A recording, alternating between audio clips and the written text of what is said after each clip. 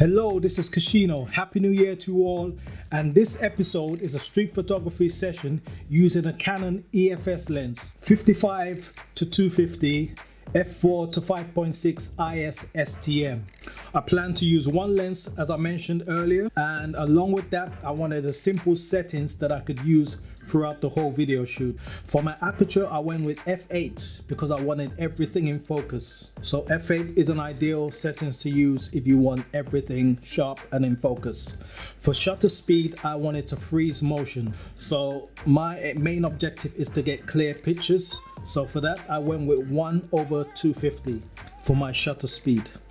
The ISO, I wanted my ISO within a certain range. I went into the settings and made sure my ISO range was between 100 and 3200. To me, that was an acceptable level for the day. So once I've set my range, I also went back into the settings and set my ISO to auto, knowing that it will only go within the range of 100 and 3200. So those were the settings that I used for this street photography session. On getting to the field, the weather was overcast, so that was one issue. The second issue I found out is while I was shooting, my shutter speed went from what I set it to, which was 1/250, to 1/80. I can't tell you at what point that happened, so a few of the images I had to delete or were unusable because they were blurry, because at some point I was zooming into like 250, 200 and the shutter speed was 1/80 and the images were unusable. Those were the two things I encountered. Lessons learned.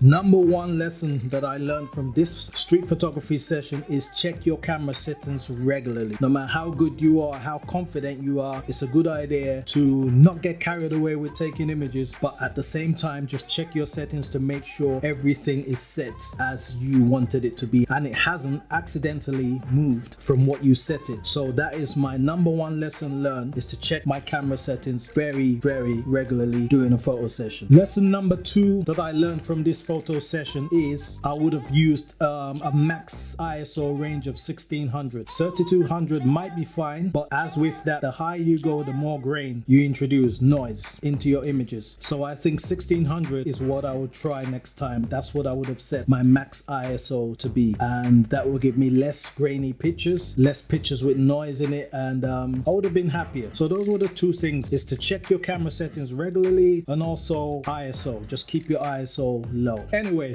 enjoy the slideshow and keep taking images. If you're a YouTuber and you've had your channel for a while and you've been saying, yeah, I'm gonna start doing videos, there's no time like now. It's a new year, 2018, just do it. Cashino NDT, catch me on social media. Till next time, I'm out. Have you ever felt? Are you listening? Damn.